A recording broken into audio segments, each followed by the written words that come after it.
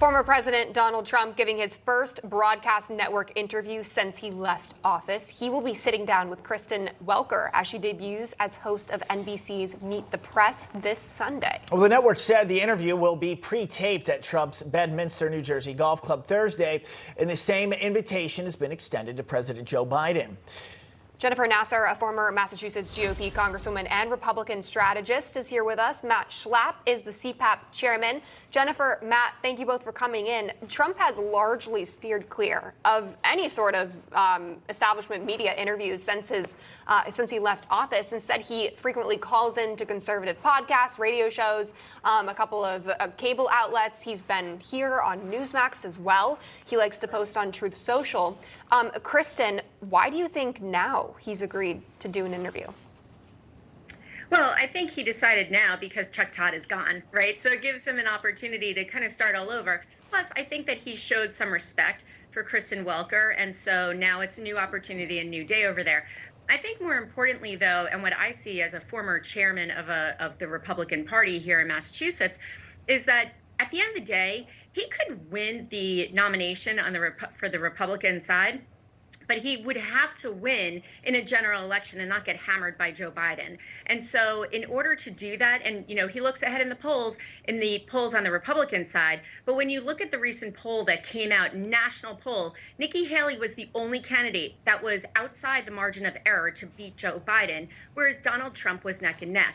And so I think that strategically, this is a very good strategy for Trump to do, and for the campaign to go out there, mainstream media, and talk to Kristen on Meet the Press. Jennifer, I'm so sorry. I got mixed up there and called you Kristen. I apologize. Matt, your take on him going to NBC is the former president trying to maybe reach a different demographic there and get his messaging out? No, and nothing's changed at NBC. It doesn't matter whether it's Chuck Todd or Todd Chuck or Kristen Welker. I like Kristen. I think I've had good interactions with her, but I think he's got to be cautious here because it looks like a little bit of a 60-minute setup to me where they're going to pre-tape it and then they get to edit it. And Trump is great live because he gives straight answers. Not everybody always likes his answers, but there's less manipulation with a live interview. So I think that's a little bit of a risk.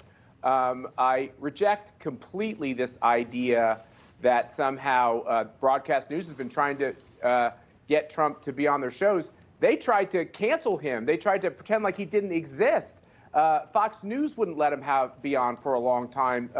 They thought after January 6th, these major media companies, legacy media, corporate media, whatever you want to call them, they thought that they could kill Trump's political future by ignoring him. And what this really shows from NBC is that that was a terrible strategy. First of all, it hurt their ratings. It only helped Trump. And now they realize he's probably going to be the nominee. I think this Nikki Haley thing is hogwash. He's probably going to be the nominee. He's, 99% likely. And they're going to have to deal with him. And I'm personally going to enjoy and relish Trump going back on these shows and giving it to him.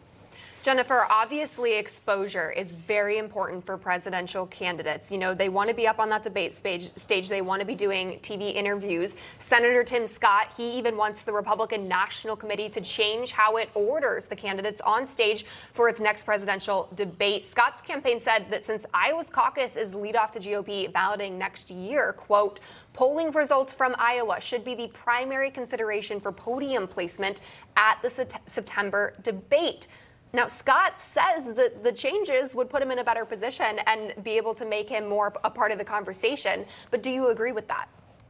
I don't agree with that because I look at the people who don't make the debate stage because they didn't get their percentage and they didn't get their donors in all the states that they needed to get. And so I think that this is Tim Scott trying to tread water a little bit more than he should be. He spent a lot of money, millions of dollars on ads in Iowa. The polls aren't showing his numbers. He's coming in 4th, 5th, 6th. And so he's going to get a placement on stage exactly where he deserves to be because he's not getting those polling numbers. Matt, what do you think about that also? Former President Trump, is he going to make an appearance at one of these debates? I don't think he needs to. He certainly doesn't have to appear at these Fox-sponsored debates. He doesn't have to go to the Reagan Library, which has been unfortunately staffed by people that don't always love conservatives. which is sad because Ronald Reagan is like our great conservative president. I think, look, this debate stage, I understand what Tim Scott's doing. I just feel like it doesn't matter because, as we know, Donald Trump is dominating these polls to such an extent that where Asa Hutchinson is on the stage, I guarantee you nobody is losing any sleep over. They all have their chance. If they make the cut, they try to have a breakout moment. Their biggest problem with having a breakout moment is how do you criticize Donald Trump's presidency? It's very hard to do. So what they end up doing is criticizing his personality features, which some people like and some people don't like.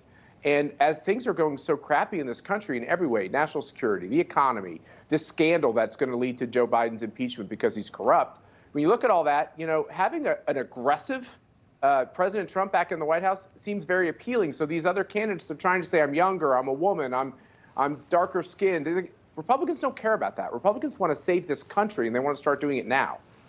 Okay, and we know former President Trump's is polling still much higher than everybody else's. Jennifer Nassour, Matt Schlapp, we thank you both for coming on National Report.